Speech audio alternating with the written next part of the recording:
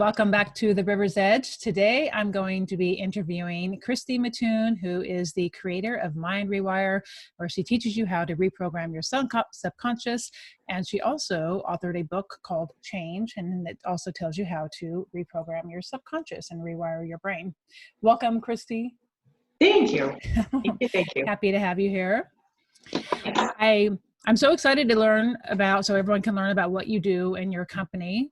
And well, maybe you can start by that, telling us exactly what Mind Rewire is, what your company is, and what you do for people. Yeah, Mind Rewire is basically online classes, courses, coaching. I work privately with people. I have all different kind of mediums and ways that we can work together. Basically, what I'm doing is teaching people how to rewire their own subconscious. So I help people through it and walk you through it, but the gist of it is to teach you how to do it.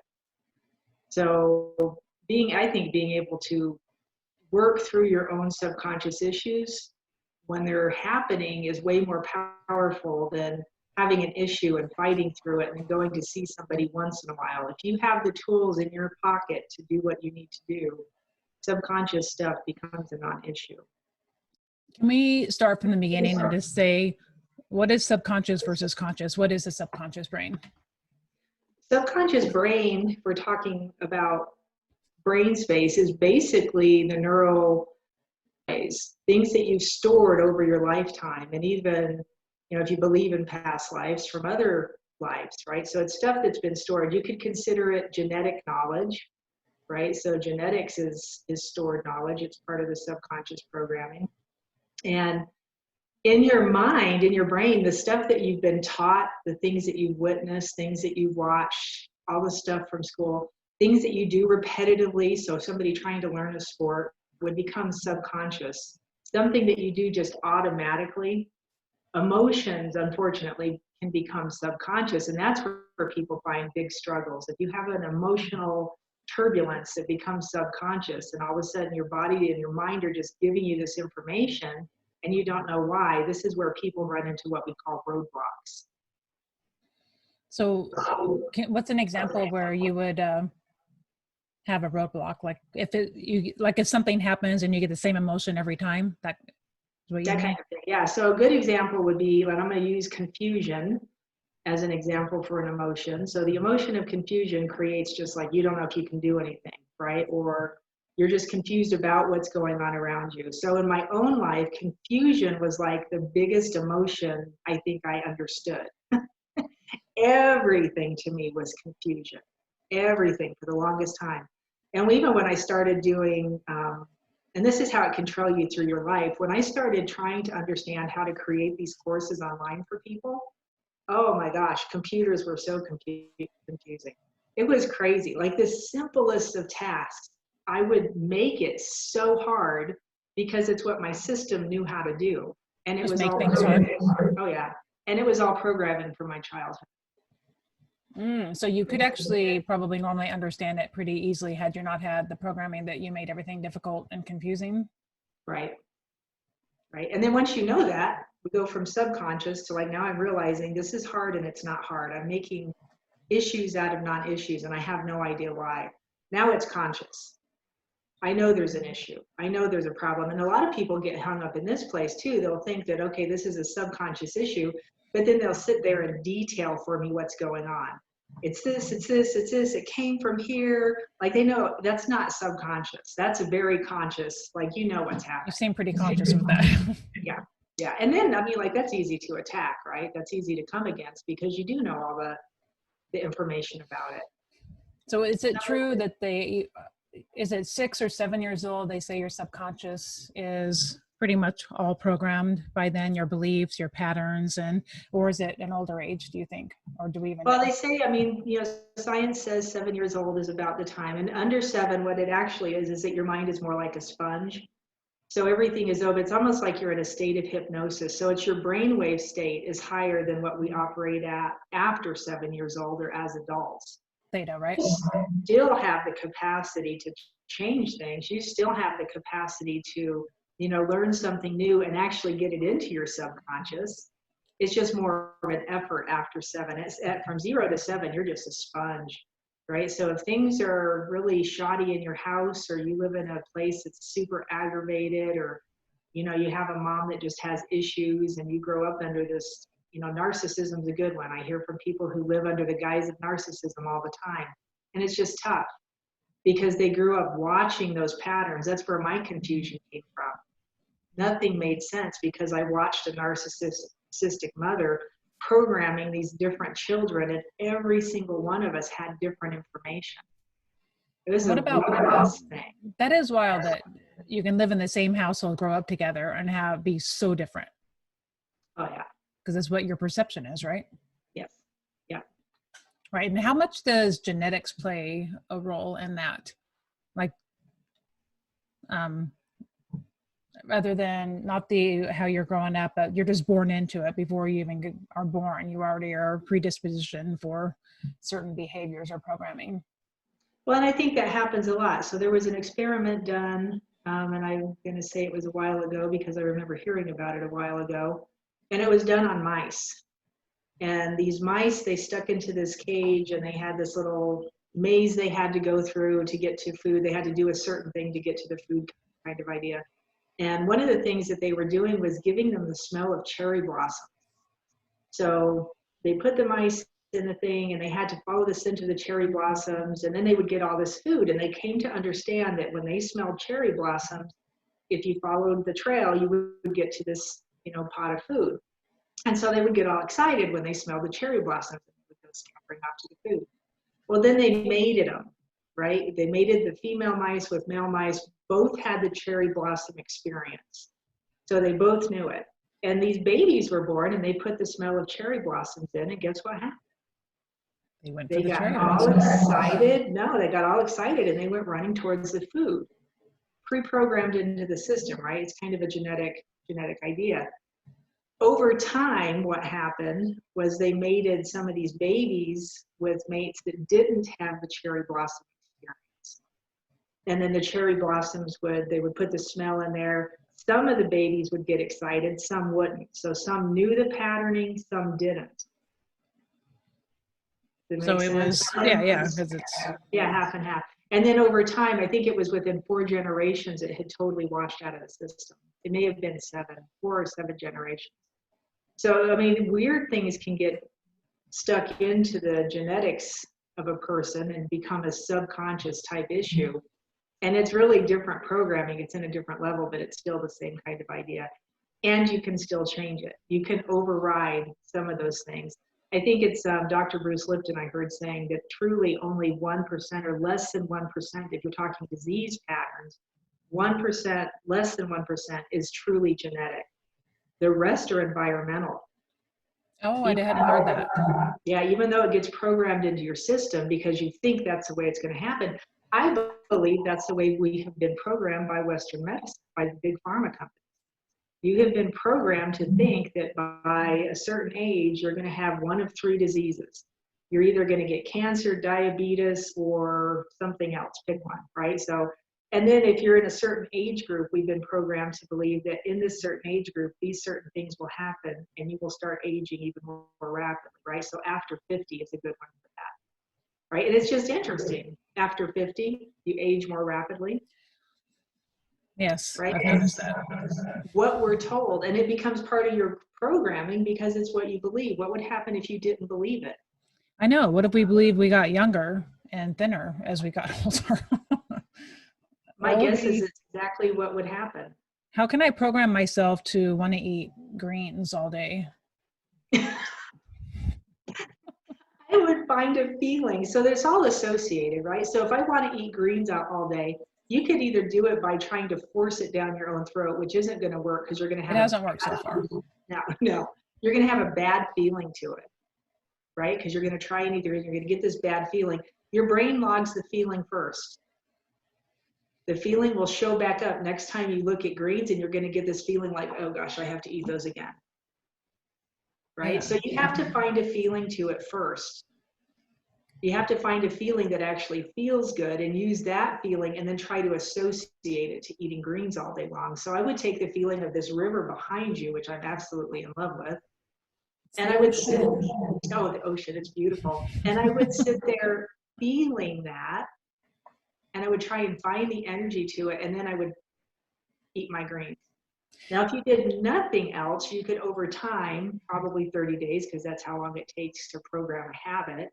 Over time, you could get that programmed into your system. When I see greens, I feel like this. Right? It feels good. It feels great. Instead of, oh, no, not again. Sorry, Sammy. I personally, I love greens. I don't have an issue eating greens. I just use that as an example. The issue is like, how do you eat when I want to eat emotional stuff? When I emotionally eat, I go to the bad stuff. Like yesterday, I ate McDonald's and it was delicious. But I don't want to eat. I know. Look at your face. Everyone's so grossed out by it, but I enjoyed it. But I don't want to eat that, right? Because it makes me feel terrible. I feel bloated. I feel gross. But I still eat it when I have that I have some emotional connection with it, I guess. I would assume, right? So in getting rid of something like that, I would take you through a process, either using a whole brain state to that issue or in heart coherence, and train you how to be in heart coherence. And the easiest way I think I would do it is I would get in heart coherence and go look at the restaurant. And I did this years ago when I was trying to lose, I was over 300 pounds and trying to lose all this weight. I would literally, and I did this very intentionally, drive to a McDonald's and sit there and then tell myself, you're not going in today. And then I would go to the Burger King and do the same thing. I would go to the Wendy's and do the same. And it's like, you're not going in today. You're not going in today. And I did that for like 2 weeks solid. Every time I passed one, I would stop and deliberately look at it and tell myself that. And then at one point, probably 2 or 3 weeks later, I noticed I was driving past one and I had no reaction to it. And I was like, oh, interesting. So that was repetitive action. That was a repetitive motion I did over and over to get a desired result. If I had known about heart coherence, I probably would have taken it straight into my heart and said, heart, you're done with McDonald's. And my heart would have been like, yeah, you are, that's right. But that's like once every couple of months it happens.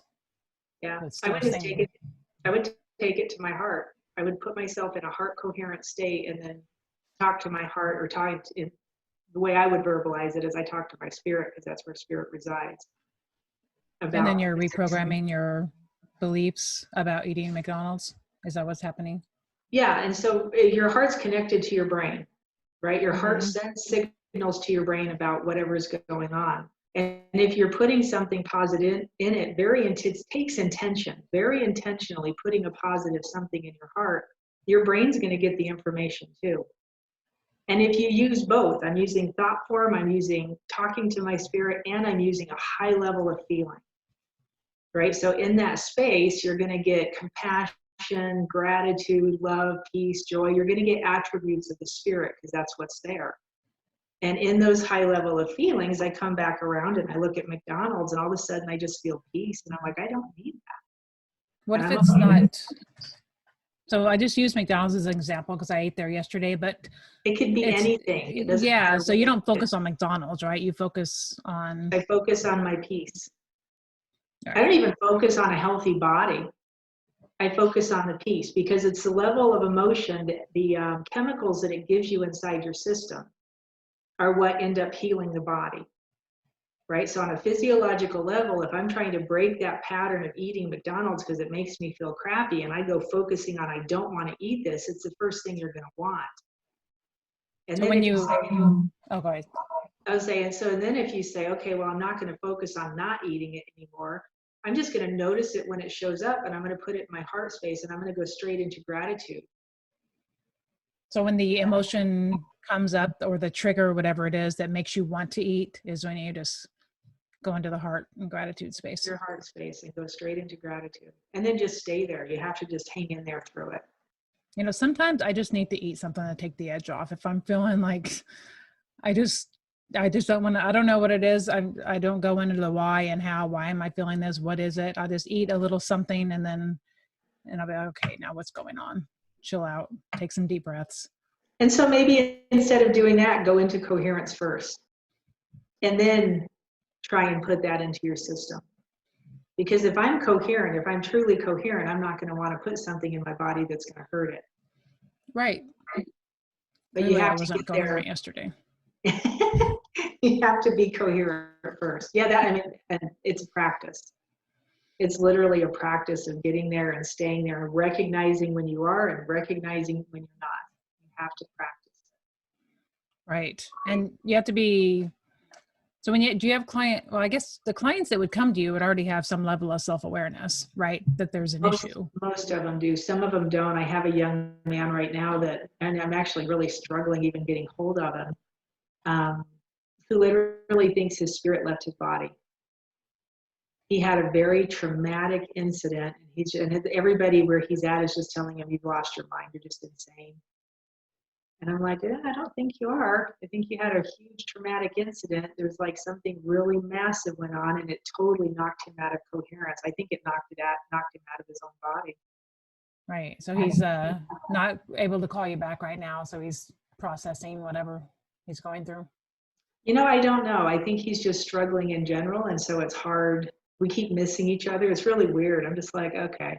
And so I'll just text him and say, okay, here's what I'm doing right now. If you can, jump in on it with me. And so we're long distance, kind of vibrationally meeting each other and just working as we can.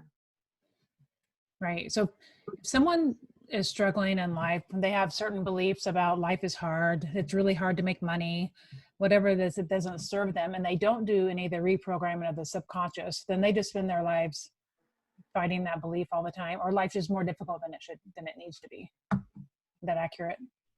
Yeah, and you will, right? If you think life is hard, you're going to make it hard.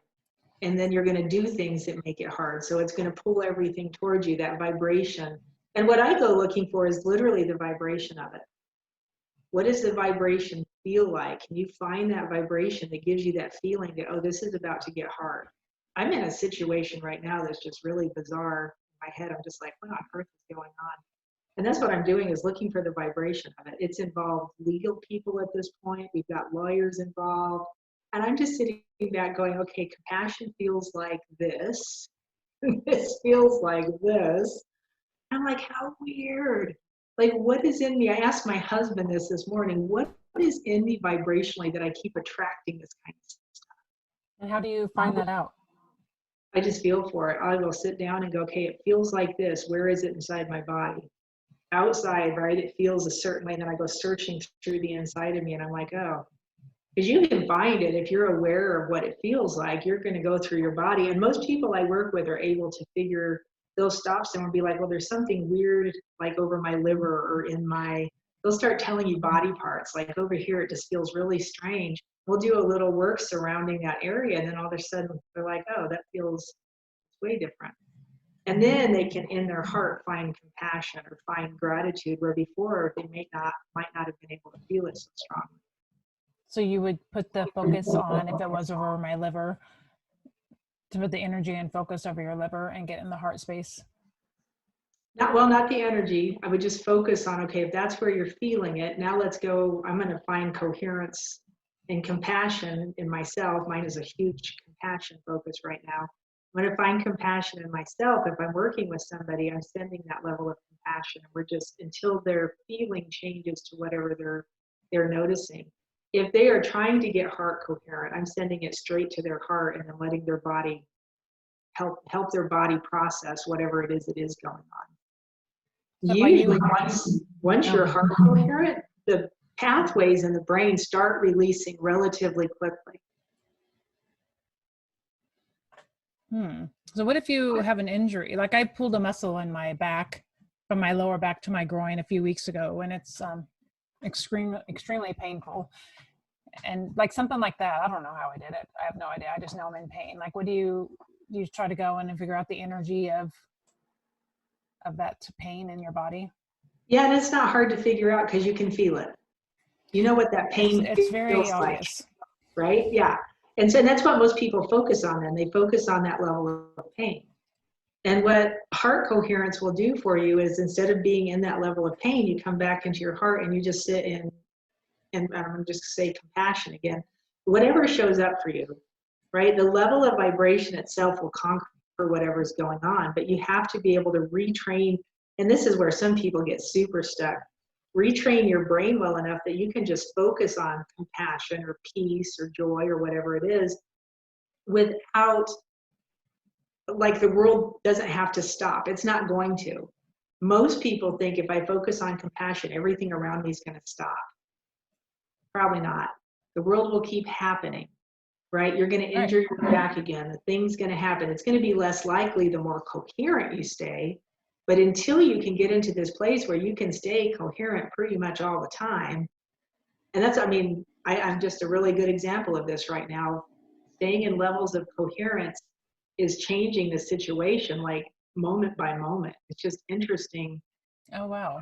To watch it play out. Yeah, it's so bizarre. Is staying in the present the same as being in heart-brain coherence?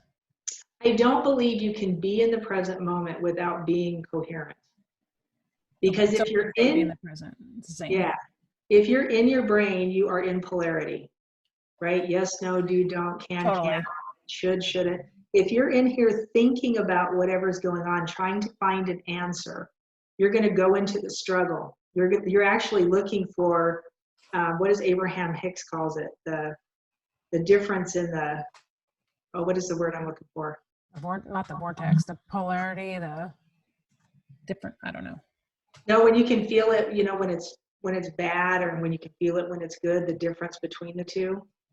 I can't think of the word they use, but it's that same idea. I've listened to her so many times. I don't know. There's like this one word that I'm like, oh, that's the word, but I can't think of it. But that's what, if you're in your brain, that's what you're doing. The contrast. You're in the contrast. Here, your heart doesn't do the contrast. Your heart does attributes of the spirit. And if I stay in that, what happens is it sends a signal to my brain, and it tells my brain to send out these good chemicals throughout my system that give you more of that. It gives you more peace, more joy, more love. It gives you oxytocin. It gives you serotonin. It gives you different all those lovely chemicals. Yeah, all the good neurotransmitters. And then you're just That's like, awesome. oh, this is interesting. And it's a different level. It's a more inward level of law of attraction. It's how it works on a chemical basis. Right? If I'm in love, I'm emitting the chemicals of love. My biosphere around my body, the electromagnetic field, is full of that vibration, and then that's what I attract to me. And love, that vibration brings better things, right? It doesn't bring low-level things. It brings high-level things. And so it brings the stuff that you're really wanting in your life, the good stuff. So it's a process, right? It's a practice you got to get into and do it daily, just to, I mean, be in the present. And anytime the word should enters my mind, I'm like, oh, no, I should not do anything. I hate that word. You should be happy and do what you want to do. Not, you shouldn't have to do anything. Yeah. But how long, so it is a practice, but how long does it take to, because I still work with or struggle with things that I have my whole life. Sorry, there's a bug in front of me. That I have my whole life. I mean, it's better. It's definitely better than it was. But I guess, how long does it take to, I know there's no answer to that. I know that. I wish you could just say it takes 5 minutes. And it can. It absolutely can. And it depends on your level of focus. It depends on how high you let the vibration get. It depends. I mean, there's a lot of little factoids in there, I think, that have to happen. But I think if you hit the mark and then you repeat it and your body starts to learn it, your body will give it back to you automatically. And that's the true retraining of the subconscious. Am I retraining my system to go back to compassion if A, B, or C happens? Right? When I recognize I can be in this situation and still stay in compassion, I'm taking notes inside my head and my heart. Right? And then all of a sudden your body will go back to it. If it's something that you're stuck in that like keeps recurring and happening and over, like my knee pain, we'll use that because I talked to you about that before. Yeah, and it could be something underlying, and knees represent what? I don't know. Movement forward. Oh, the hip, I guess the same thing. Hips and knees hips and knees represent movement forward. So if you're like hesitating and that's my part whole of life I've been hesitating, apparently. Yeah. Part of a vibrational pattern. And if you can break the pattern effectively, my guess would be all of that would go away. So I have been doing the focusing and the love and the gratitude with my knees, and especially more so since you and I spoke maybe over a month ago. But there's no difference. And I'm like, am I doing it wrong? Like what am I missing here? I would say the movement forward, the momentum in your movement forward. I think you're playing catch up with yourself. And I just know a little bit about your story and like getting this going, what we're doing right here. Yeah. So yeah. So I'm catching up, and then my knee pain will go away when I am caught up. I feel like all the conditions have to be met. And this is another thing. People are like, I just want the magic pill. And so you're sitting there paying more focus on the pain itself than you are getting your momentum forward, which is, we're human. That is what we do. Right. And then you have to realize that and go, okay, I'm just going to really focus on doing this forward motion and see how the pain reacts and keep raising the vibration higher and higher. Eventually the body has to heal. If it's a physiological issue inside the tissue or inside the joint itself, that high vibration, that high level of vibration and the higher chemicals in your system will cause a healing effect inside the system. It has to, but it has to be sustained. It'll be interesting to going forward, exactly what you just said. Doing the catch up, and whenever I'm doing it consistently, moving forward, because I've lived in fear and not lived up to my potential my whole life. So moving forward and seeing what happens and putting myself out there and doing what I want to do. Yeah. See how the pain, dissipates or goes away in my knees. That'll be awesome. And it's literally the consistency. Mm-hmm. Right? Consistency counts. Level of vibration counts. And it has to be in this consistent all the time. Right. So do you have, I'm sure you have examples of people you've worked with where they're able to let it go like this. So I have no hand now. but these backgrounds are so weird. Yeah, very strange. But you must have examples all over the place where some people can let it go like that, and other people, it takes a long time, right? Yep. And so how I would explain this to you, I actually just did a video on this on YouTube about consciousness and levels of consciousness. A lot of times when people are talking about levels of consciousness, they're talking about planes and different levels you can be in, or like this is a consciousness. The earth has its own consciousness, right? Animals have their own consciousness. We have consciousness. The fire has a consciousness. The water has a consciousness.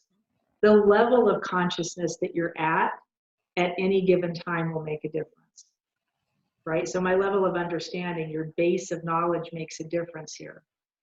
So if I have somebody come in the door and they have been working on this and working on this and working on this, but whatever concept they were working with didn't quite hit the mark, but they're still stuck in that concept. They're still stuck at that level of consciousness where law of attraction is a good example of this. Law of attraction should work this way. This is how I learned it. And there's so many teachers that teach this stuff, right? This is how it was taught to me. And then you realize, oh, it's only vibrational. Like, what does that mean? That's all I have to do is raise my vibration? That's it. Is there really a vortex? I don't know. I haven't seen one.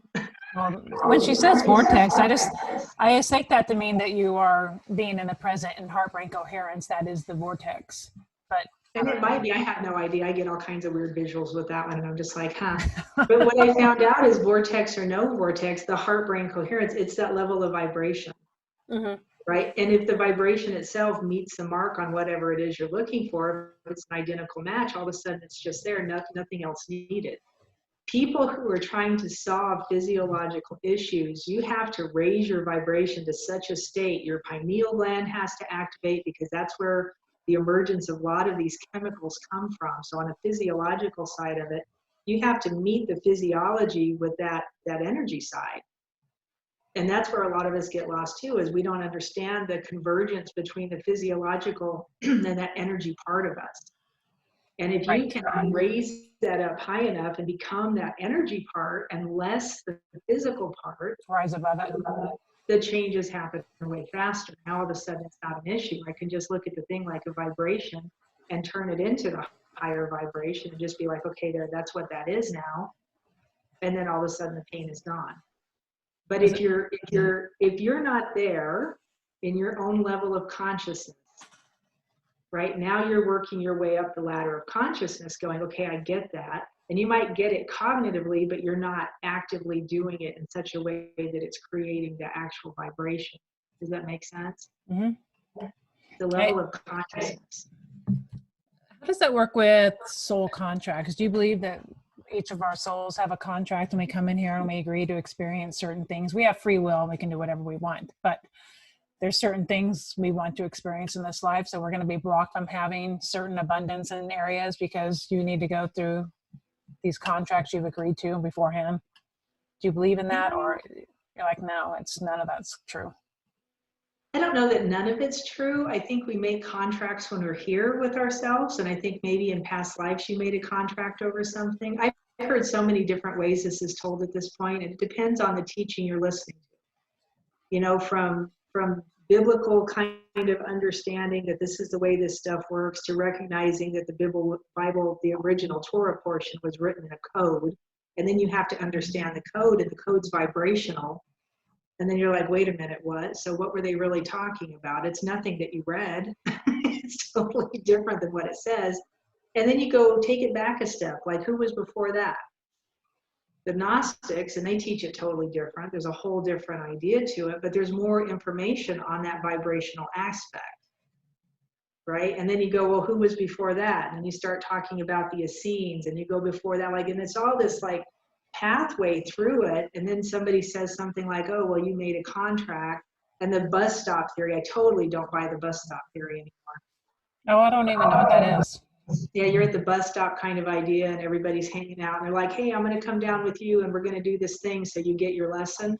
And then you come down with this person, and I don't know, you know, do you do that, or is it just kind of because I think at some point you get to a level of consciousness, like literally a level of consciousness, where you're released from this.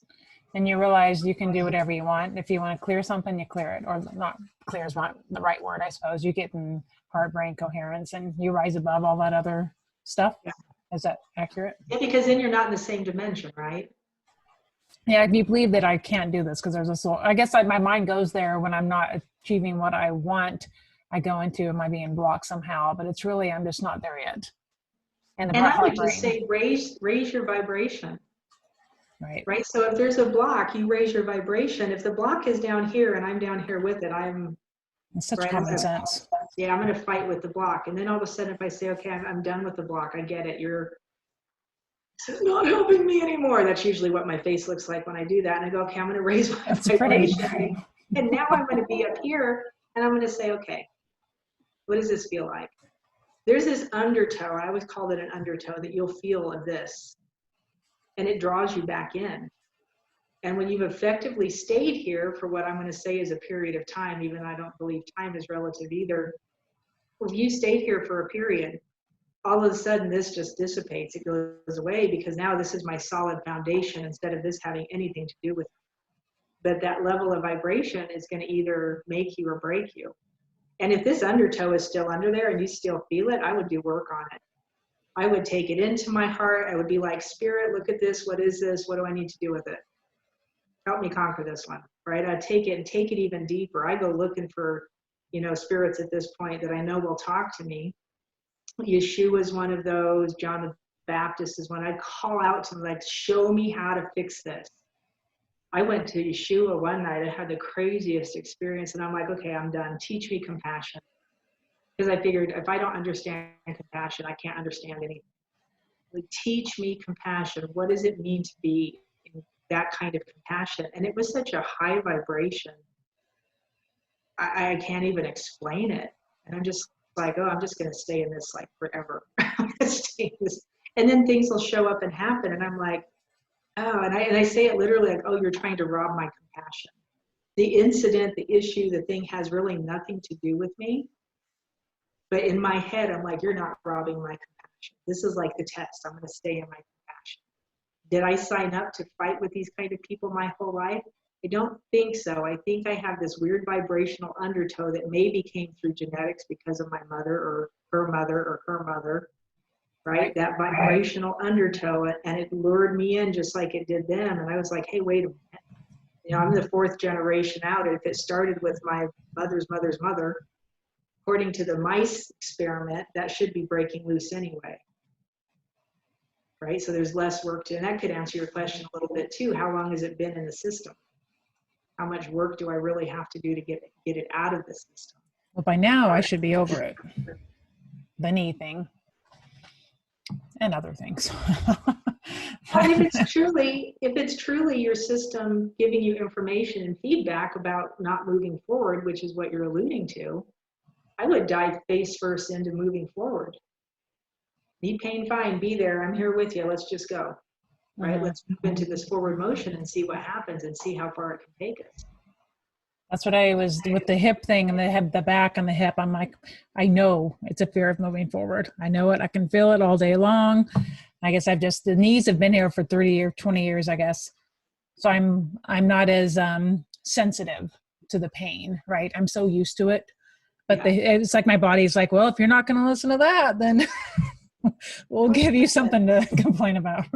Well, you have to realize too, on a physiological level, like there's every avenue of this.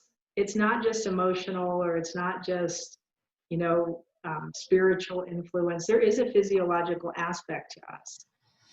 And so, you have a back issue. If your glutes aren't firing, your lower back's probably going to hurt, right? If something's wrong with your knee and you're working with somebody who does physical muscle kind of work, like a neurokinetic therapist, they're going to be looking around your body trying to find a muscle that is either overworking or underworking, and that knee is compensated.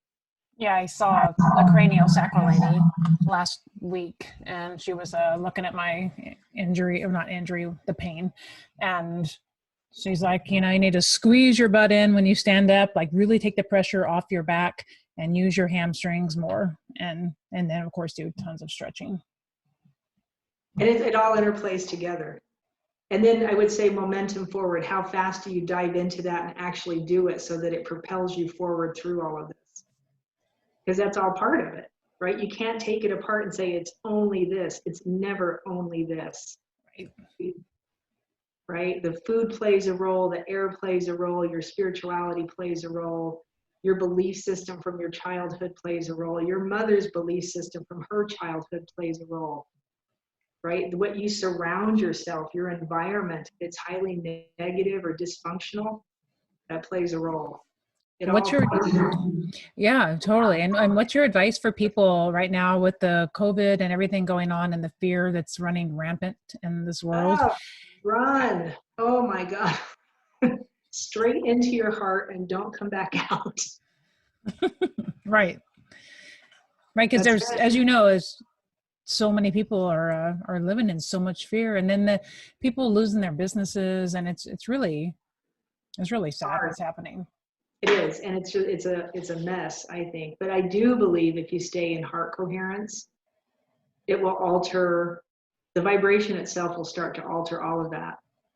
And if nothing else, it'll alter your belief in the way it's happening, or the way you feel about the way it's happening, because you learn how to stay in this place of love. There was a lot of talk about when this first started, was it early February? March. Oh, no. In January. We shut down in March, but. In March. But when it first started really rolling and everybody's like, oh my gosh, like what's going to happen? Nobody knew what was going to happen. And then all of it just kept rolling forward, and the fear was building and building. And there was people that were saying, hey, this is like what this time was meant for, is sit on your prayer mat, get in your corner, go into your little, whatever you call your place, and do your meditations, right? Get into that thing that you do, that practice that you've been saying you're going to practice for, and now's your time. And especially when stuff closed down. And then how many people actually did it? How many people were really sitting there just kind of freaking out and now fighting the masks and fighting, I don't know, all the craziness that goes on. We have a thing around here, I've seen a few people doing it, just cracks me up. Masks are on and everybody's walking through Costco or whatever.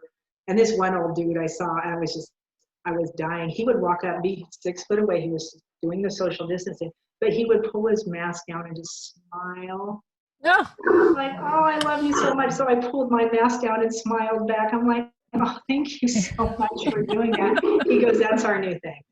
That's our new thing. And he was, and everybody who saw him do it started doing it too. And I was just like, you are wicked cool. Oh, and just to see the smile, just to see it's nice. Like that seems like it would strengthen your immune system, just feeling that love in your heart and feeling so good. And that's a good point, right? If you stay in those higher level chemicals, you are strengthening your immune system. And it is anti-aging, and it is like all of these wonderful, amazing things. It's healing, staying in those oxytocin love bubbles longer. Yeah, no mask is going to help you with that. You just got to feel it and come around it somehow, because you do the fear from COVID, the fear from the riots, the fear from the upcoming elections. No matter what you believe or don't believe, or who you like or don't like, it does not matter. That level of fear is affecting everybody.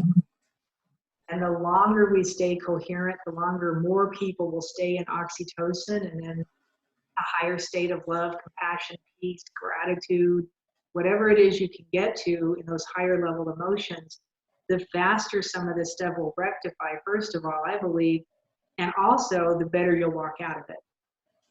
If you stay in fear, you will not walk out of this well. no, like throughout the day, when I feel myself picking up collective energy, I know it's not mine, but I feel it's when I leave my apartment and I go anywhere outside and I see people with masks and fear all over them. I just when I get back, I open the crown chakra, root chakra. I just picture the light flowing through me. I get quiet and I just feel so good. I'm like, oh, thank God I have this practice, this routine to go back to. It makes a huge difference. Huge. Yeah. Otherwise I couldn't handle people. They drive me crazy. But that's their stuff. I was sitting here playing, and I don't do this stuff necessarily, but I want to show this to you guys because I just think it was cool and it was really fun. I've been talking to my angels a lot lately.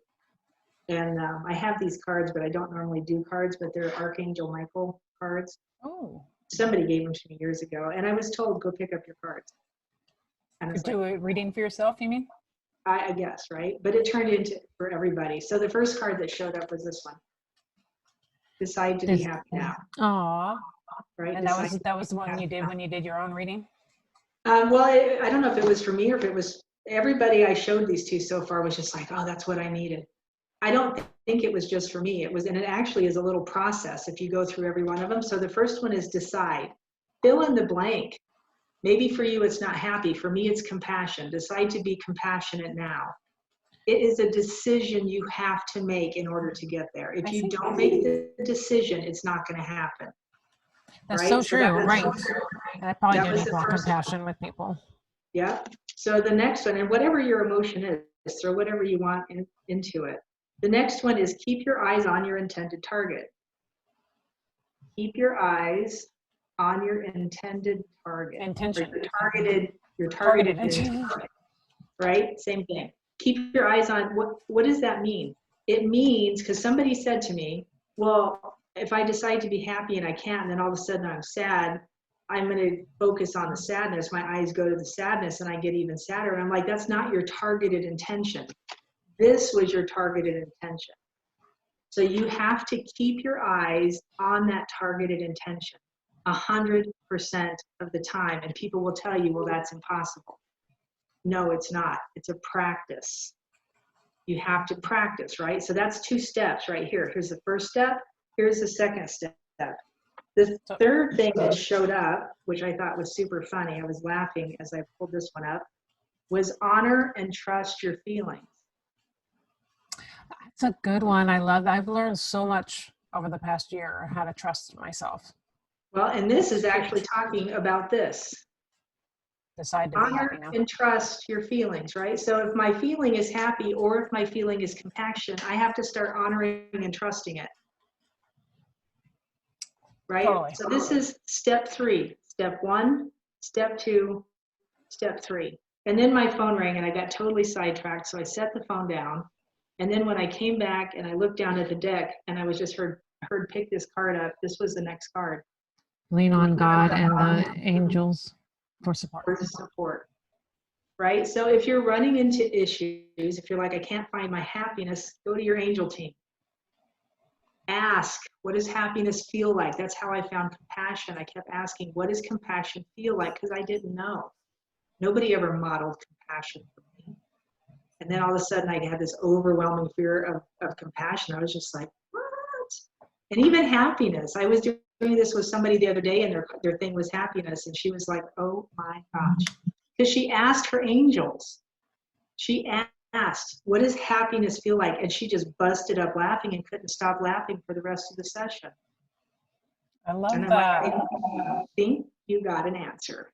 But this is steps.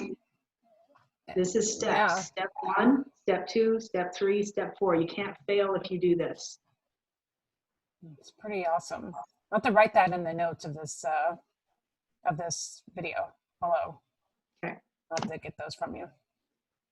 That's so true. It seems so easy, doesn't it? Like it's so, or not easy, but simple process. It is simple. It's a very simple process, but it's a practice, and the practice has to be every step you take. It can't just be a sit in the corner and do it for an hour or 20 minutes or whatever a day. It's every step you take. You have to keep your eyes focused on that targeted intention of happiness. All the time. True. Do you write down your goals, objectives, your feelings that you want to feel, or however you want to word it? I don't necessarily write that kind of stuff down. I write all kinds of stuff down, but not necessarily that. The more business goals you would write? Well, business goals, I have a little like notebook. I keep that kind of stuff in, but they're simple. They're not hard, right? My next goal right now is getting out a course on heart coherence, and the goal is to have it ready by I think the 28th is the launch date. So I'm actually teaching a live course the 25th. We're almost a week out. The 25th, I'm launching a live course for heart coherence. It'll be on 3 different days over the weekend. And so I have that written down, but I don't write down a whole lot of stuff like that. I get information and then I act on the information. So your course, is there just people log in, so you're going to do like a Zoom call with them? Yeah, it'll be on Zoom. I can have 100 people in it. So I'm telling people, if you want in, you better get in. It's almost full now. But there is still some space in there. I'll send you the link and you can stick it in the bottom of this. Yeah. And how much is it, and how 3 days you said? Yeah, it'll be over 3 different Saturdays, consecutive Saturdays. It's $77. How many hours each day? Anywhere from 2 to 3 is what I'm thinking. Okay. Yeah. Nice. You go over the process of creating heart and brain coherence. And yeah, we're going over the process of that. We are doing the ladder of awareness, so how to actually use your physical system to clear subconscious anything. There's actually a way you can do it that's super easy. And then we're going to go back in on the last day and light the whole system up. So we're going to light up all the chakras. We're going to be heart coherent. We're going to turn on the pineal gland. And then we're going to step out. We're going to go find either Christ consciousness or source energy. Just so you can feel it, so you can recognize you're no different. You're no different than that, and you are that energy. It's not different, it's the same. If you can feel it and you recognize it, all this other stuff gets super easy. Right, it's just a process of learning to be in that feeling and emotion, which is such a wonderful place to be. It's like, why don't we always want to be there? We do, we're just working on we forget doing it. Yeah, completely. This is perfect timing to people out in the world right now facing everything that they're facing, to learn how to get in heart-brain coherence. Yeah, I think it's super important. Super. And not just getting there. What can you do once you're there? The technology of the system is crazy once you start realizing it. It's so interesting, the things you can actually do inside a coherent body. It's amazing to me. I mean, like the doors open seamlessly and things just happen. Yeah, the synchronicities, those kind of interesting things, but also healing your body, giving other people energy to do things inside their own bodies. I don't know, getting out and escaping and going other places and talking to people that we think have died and moved on, when the energy is still the energy, right? And getting those kind of messages or information. Or does that, you just said helping other people do that. Is that kind of like their strength in numbers kind of thing? Like your energy focusing on the same thing? Well, think about the whole idea that you are source energy. We're all the same energy. None of us are different. So if we're focusing an intent on the same more people. purpose, yeah. And even scripturally, it's interesting. There's ancient scripture that says, where 2 or more are gathered. Where 2 or more are gathered, there I am also. And so you think about that and you're like, what does that mean? Strength in numbers. It's that whole idea. You're not going to break a bundle as easy as you are, just one. And if you're sitting there by yourself, and I think this is interesting too, because and right now that's exactly what's happening to everybody. You have been pushed into a place where you're locked in your house, you're wearing a mask, you feel like you're all alone. right? And it's just like sticking people in this place where you're feeling totally separated and set aside from all of humanity. And I'm just like, oh, like it's the worst possible thing that could be going on in a world that's sick. We need to be that bundle. We need to be that interconnected togetherness, because that's part of what heals. That's why the Zoom was so popular, right, over the past few months, and their stock has gone way up. Oh yeah, it's gone crazy. I don't have any, by the way. Yeah, I don't either. Yeah, didn't see that one coming. On July 30th, oh, I can't think of his name. I can look it up real quick. The guy running I think he used to work for CIA, and now he's helping arrest and find all the child pedophilia, the people involved in that, and he's helping rescue the children. On July 30th, he's having like a worldwide, like everyone get together and focus and pray and put all your energy towards finding and healing and rescuing and children. So I can't think of it. You know what I'm talking about? He has a underground something, but it's pretty awesome. But can I tell you real quick? I just want to look at it. I have my history right here. Yeah, if you can find it, I would love to know. That's amazing. Because there's so much of that kind of stuff going on. It's incredible. The stuff, and I think it's part of the unveiling that's about to happen. Yes. It's part of the knowledge that's about to be revealed. Is all of this stuff is about to come into full light. And if you're heart coherent, and I said this earlier, if you're heart coherent, you'll make it through it. If you're not, my guess is it's going to be a really super rough road. Oh, big time. And it just keeps saying it's only going to get worse. And if you aren't centered and balanced right now, yeah, it's a rough road ahead. Yeah. It's called Operation Underground Railroad is the name of the YouTube. I can text it to you. But yeah, he said today on July 30th, everyone's going to get together collectively, and this sounds really cool. That is really cool. Actually, I'll just text you the video here that I listened to. And yeah, I put the link underneath. Put the link underneath here for people to find. Okay. What was his name? Tim Ballard. I've never heard of him. There's so many people doing this kind of work right now that it's hard to keep up with everybody. He makes videos on YouTube's about YouTube about rescuing children, and it's just very touching, very heartfelt. Very cool. Very cool. But it's true. I love all of this. That's banding together and bringing people together during these tough times. I mean, there is a light at the end of the tunnel, right? It's just we got to go through all this to get there. Yeah, I read something on Instagram the other day. It just made me laugh. It said something to the effect of, you don't believe that you've been programmed or lied to or given false information because you've been programmed and lied to and given false information. I know. But people just don't see it because it's such the norm. It's such a normal, and it's not who you are. It's not what this is. It's not the intended purpose. Yeah, I guess if you just listen to mainstream media your whole life and you live in this bubble, then you wouldn't know. Yeah, time to get out of the bubble. Time to awaken. Let me see if I had other questions for you. Is there any, when we talked last, you had said that there was something new you wanted to talk about. Was that, am I correct?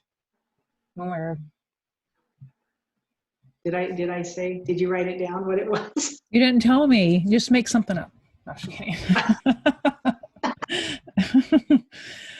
Oh, how funny. I can't see. I don't like wearing glasses. I know I have my class coming up, and so I would encourage people to take a look at that. If you don't understand heart coherence or how to do it, learn it, because it'll make a huge difference. I think knowing that you actually have access to the other side, to God, to your spirits, to your spirit guides, to your own spirit, that part to me is huge.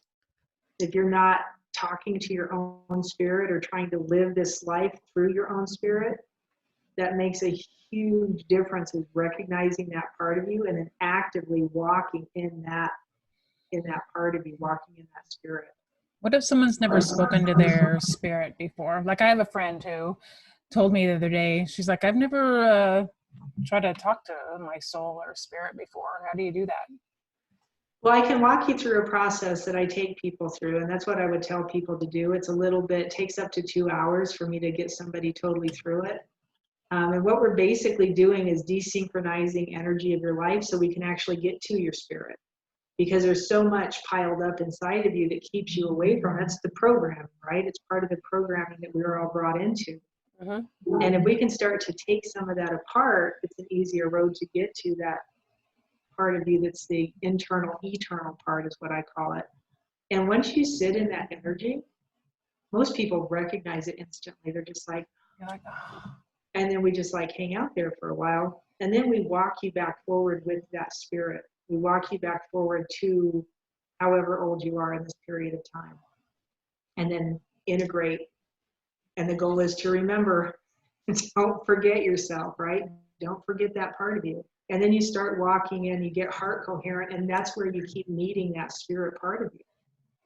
Every time you get coherent, your heart opens up wider and wider, that part of you just emerges and it just becomes more and more a part of your existence.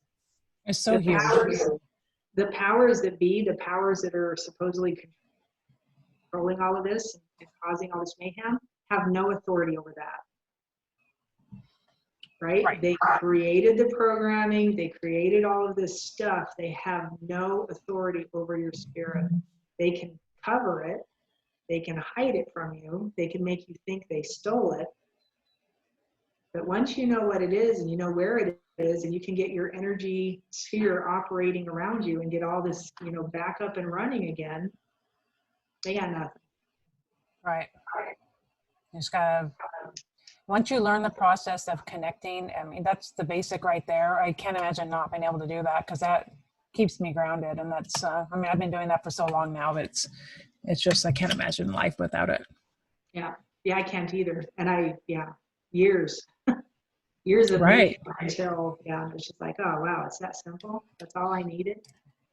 I know. I would tell people, go to my website, mindrewire.com. There's a little link up in the top corner that says book a breakthrough session. If you're interested in that sort of work, get on that and book one of those little calls, and I'll walk you through how we're going to do it.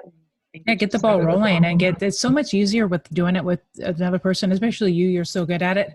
But having that rather than struggling yourself and being like, am I doing it right? What am I doing?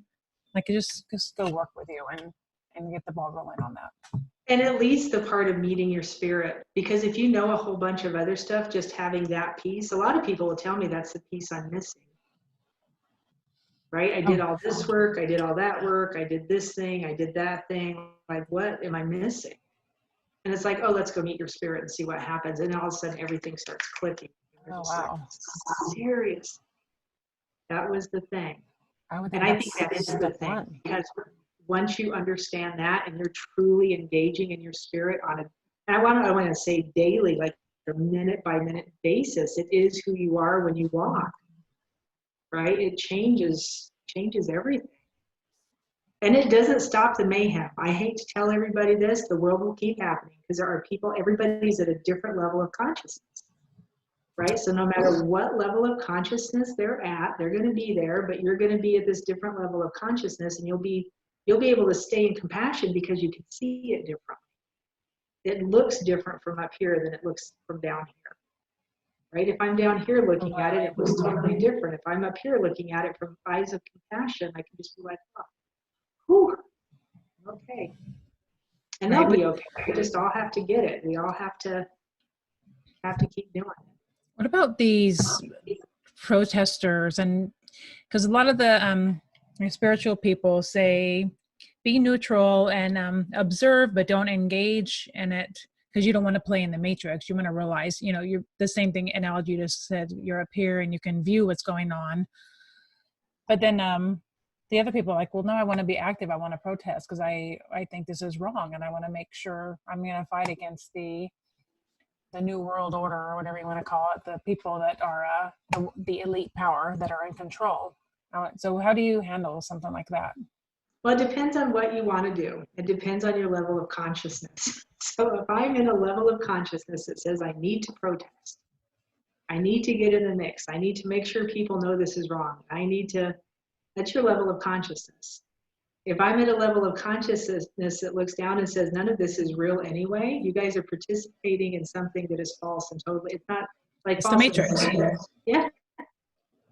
You're participating in something that's not even And you can stand there and look at it, and people will say, well, aren't you afraid of dying? No, because I'm at this level of wherever that I'm at, that I'm just like in so much compassion. To me, that's just a step. It's not an issue. Right? So Does it make sense? So it's a if level we of consciousness. all were at this level, Mhm. then we wouldn't all have this exist in the first place, right? Right. If we were all It wouldn't be consciousness. an issue. And the people that are, I'm trying to think of like what did you just call them? The ones that the are, protests. Oh, the 1% elite. The the elite, whatever they call them, the Illuminati, isn't that a word for them? deep state, You know cabal, David, whatever. who David Icke is? Yeah, of course.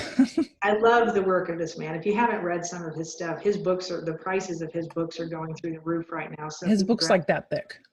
he's got a ton of them. That one particular one is that thick, but he's got a ton of them. I'm more of an I online would person. suggest even get on Gaia if you're not on Gaia, because he has a program on Gaia right now that he's. Yeah, I saw that. Yeah.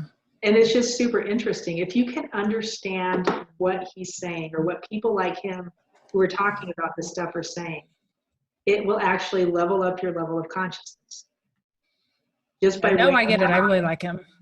Yeah, by way of understanding, knowledge will help you raise your consciousness, and in that different level of consciousness, you're going to hit a different vibration. So there's more than one way to come at it. If you can understand this thing about the Illuminati and how the 1% controls and all this blah, blah, blah, but you're staying way up here in unconditional love. Yeah. I'm like, whatever, like, do your thing. Maybe someday you'll wake up. There is something, and I talked about this not too long ago with a group of people, about pure evil. Like, what is evil? Do you believe in evil? Because there's teachings out there that say there is no evil. It's only good. Everything is only good. Everything is only from God. Well, in the 3D world, it's polarity, right? It is polarity, but there also is there are beings out there who are not what we would consider God-like beings. They're Like not the reptilians, you mean? Well, and I don't know about necessarily reptilians. I'm not sure if they're considered good or bad, but evil by itself can be defined as doing something deliberately, causing deliberate harm is evil, right? If you're causing deliberate harm, that is evil. And that's what that percentage is, that 1% you're talking about. Right.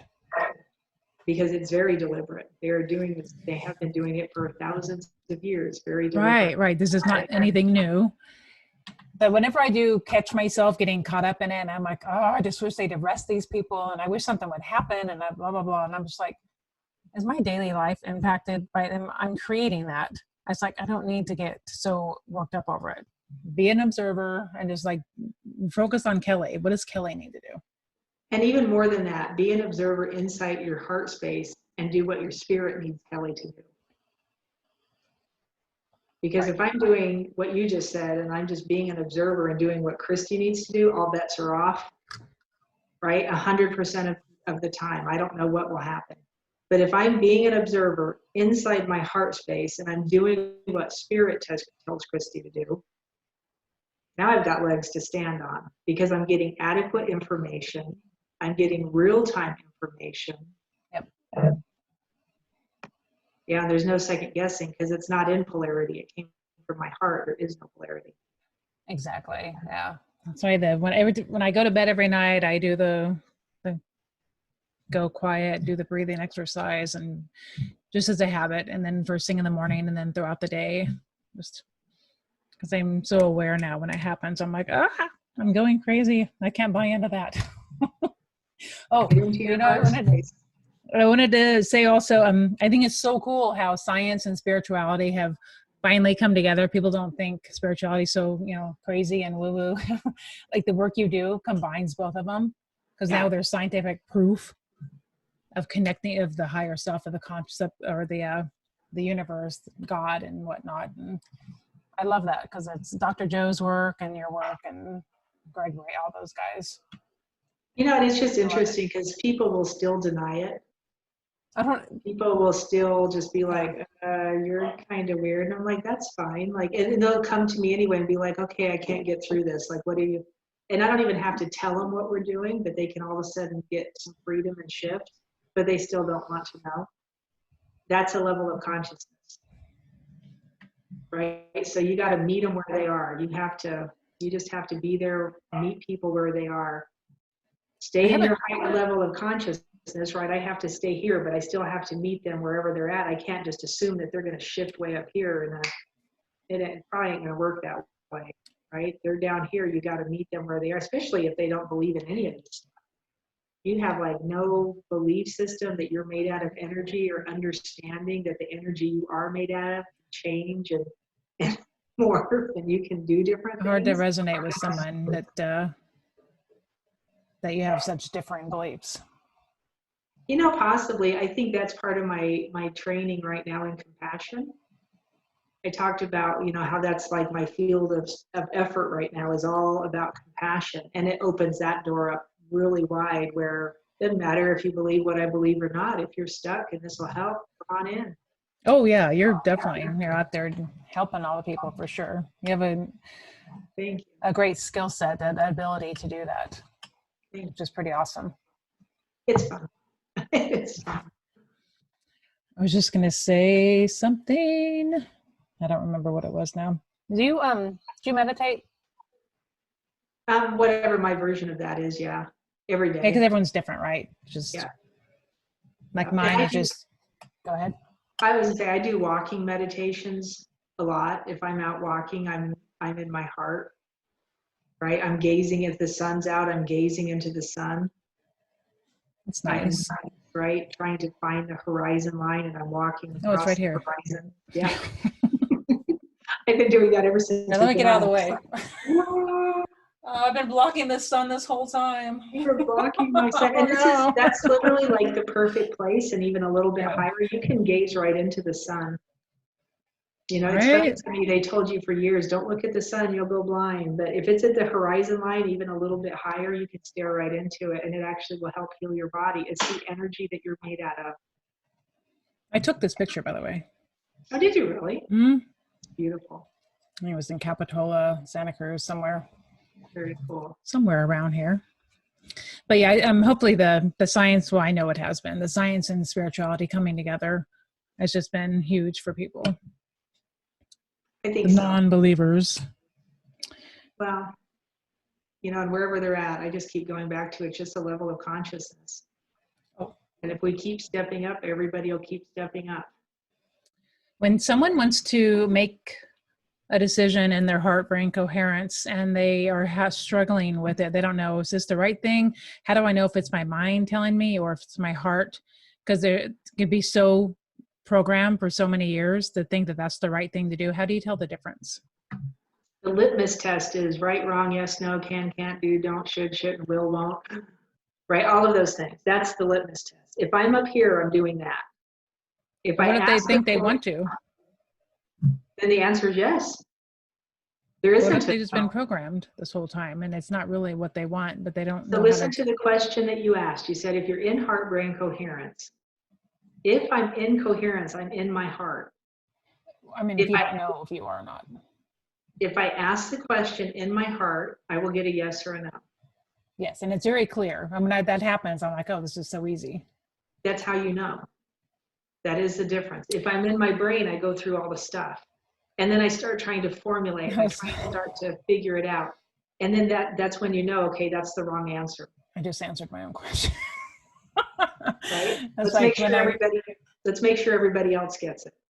If you're in your heart, the answer is going to be a single answer. It's not going to be a dual answer, and it's not going to be a yes or this, or a no or maybe. No, it's not that. And you'd say it's fast, it's clear. Like, do I want to eat this salad right now for lunch? Yes or no? Yes. No, I don't know. Well, maybe. I don't know. Then it's like, no, you don't. Now you flip back up into your brain. Right. So I always tell people, don't second guess it, because if you start second guessing, now you're back up in the polarity and you're playing the game. You're in the program. And it may be that you actually do want this salad, but you let your brain talk you out of it, or say, because that happens too, right? 100% of the time. If you go back into your brain, you're back in the, should I, shouldn't I? And I just say, if you ate the salad the second you heard that, it probably would have been the best salad you've ever had in your whole life. right? But you have to go, that's the answer I heard, that's what I'm going to do, and B, don't second guess it, don't question it. You just do what you heard. If I go into my heart space and I hear go stand on the corner at 4th and Main or whatever, and I'm like, seriously, why would I do that? And I've actually done that before. I'm like, seriously? And if I go in my head, I'll start trying to figure out, well, what's over there? What am I looking for? If I'm in my heart, I just go over there and stand for a minute. Usually the crazy coolest things happen. If I'm in my head and I'm like, and I go over there, I'm looking for something, I miss what it was that was supposed to happen. And I'll catch it later, right? All of a sudden later, you're like, oh, that was the thing. Oh, it's such a great example. Whole thing. I had this happen in Vegas. I had it happen in Vegas. The craziest thing. You stood on the corner in Vegas? I was actually sitting on the corner of a row of machines in, I think, the Flamingo. I shouldn't be telling the story. And I'm sitting there playing, eating a sandwich, talking on the phone. And this lady was actually doing a session for me because she was testing out some new protocol that she was working on. And I was like sitting there being one of her guinea pigs, and I'm playing this machine while all this is going on. And this guy walked up. And so I kept talking about levels of consciousness. Make me more conscious. I kept telling God that, make me more conscious. This guy walked up out of nowhere. He just like, and he stood there for a second. And he's looking at my food, and he's looking at me, and he's looking at the machine. And I finally put the phone down, and I was like, can I help you? And he goes, I just need a little bit of money. I'm just hungry. I need something. And my first initial, because I was sidetracked with my phone, I was sidetracked with the machine, and I was sidetracked with my own food, I just like looked at him. I made a face at him. And he was just like, he was flustered. He was just like, and he took off. And in like that second, I was like, oh, that was God. I was like, dang it, I just screwed that up. And I put the sandwich down. I clicked off the phone. I walked away from a machine that had money in it. I just walked away from it. And I ran after him. Do you know that guy had disappeared? He disappeared? He disappeared. He was gone. And it wasn't just a matter of seconds. It wasn't minutes. It was like he was there. He said what he said. I did what I did. He took off. I went after him. It happened that fast. And he was gone. And I was like, ah. And all I heard in my heart was, pay attention. And I was just like, give me another chance. Show back up. Did you get another chance? Show back up. Did he come back ever? No. Nope. Those little pivotal moments, right? The second you get the word, you have to do what you heard, and you can't second guess it. Even if it's you asking the question, should I eat the salad? And you hear a yes. If you start second guessing it, you've missed something. You will miss something. Right? These riots and some of this craziness that's going on right now, and I don't know if those are going on so much anymore, but even the COVID stuff, like it's all getting bigger again. I ask, can I go into that store without a mask on? You can get fined. I won't go into the store, or I'll put my mask on. Right? I ask, because I don't like wearing a mask. I think it's stupid. I'll just say it. I'm not a believer in the COVID. Although I know it's there and I know it's affecting people, I believe it's a level of consciousness. Right, you can rise above it. You don't have to play in it. We've been programmed. I love this whole bit about focusing. When you take your attention, or when your mind's filled with other things, you're blocked from receiving the good information or seeing what's in front of your eyes. So you're missing out on life because you're like in your head, oh, I got to do this, I got to do this, or I got blah, blah, blah, blah, blah.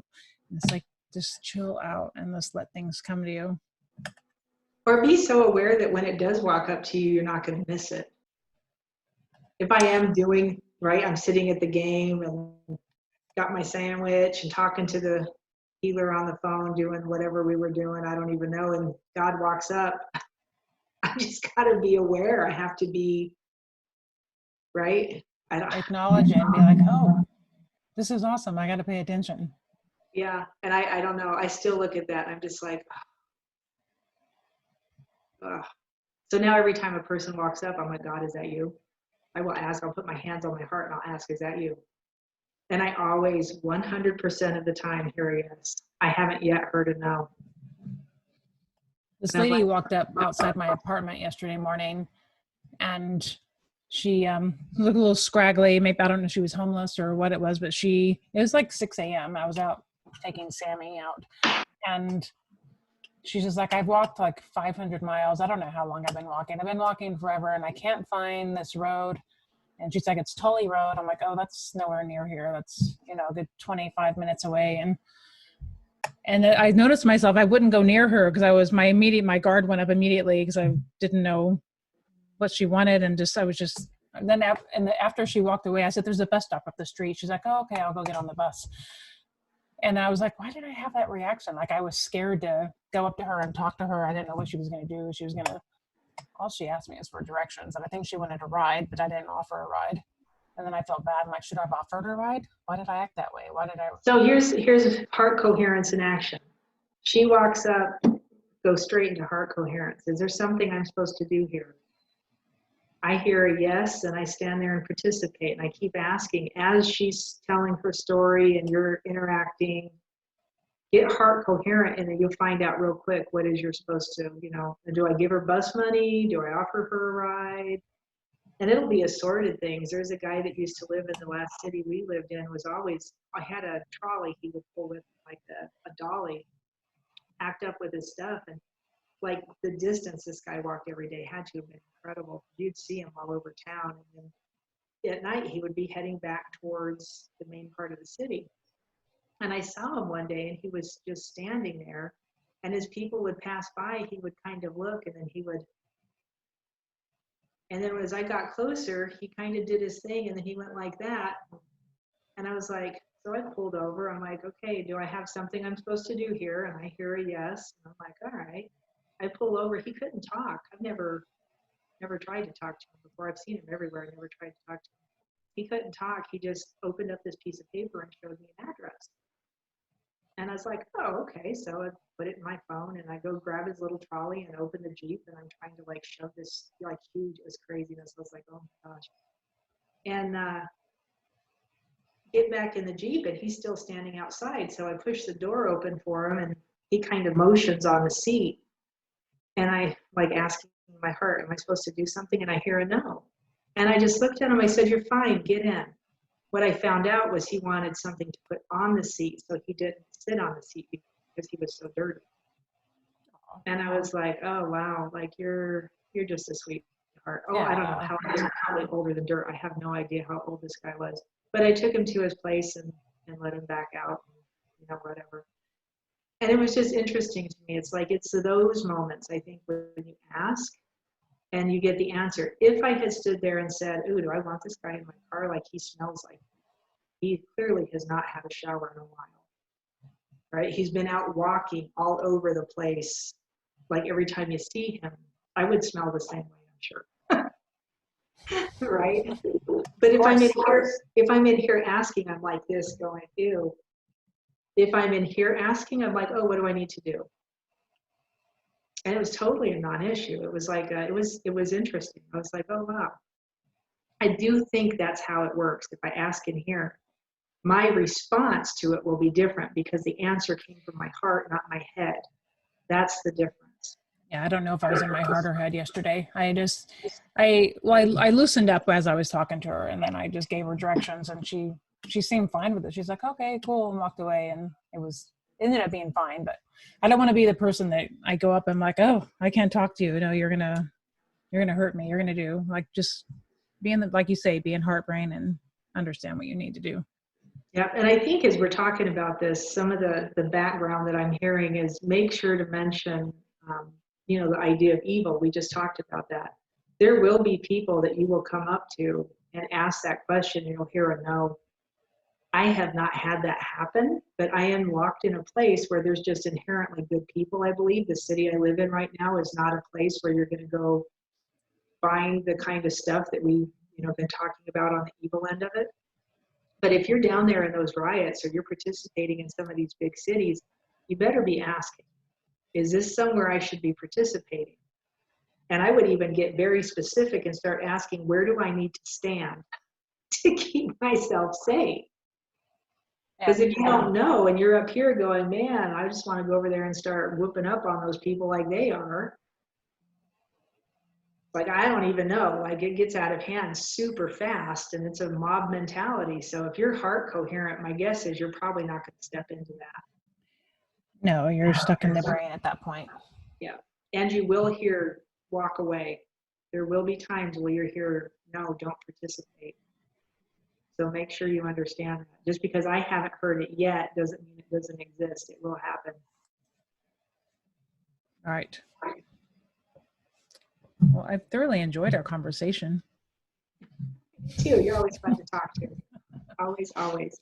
I love it. And I want to include the link to your class this 25th? Yes. July 25th? Coming the 25th, yeah.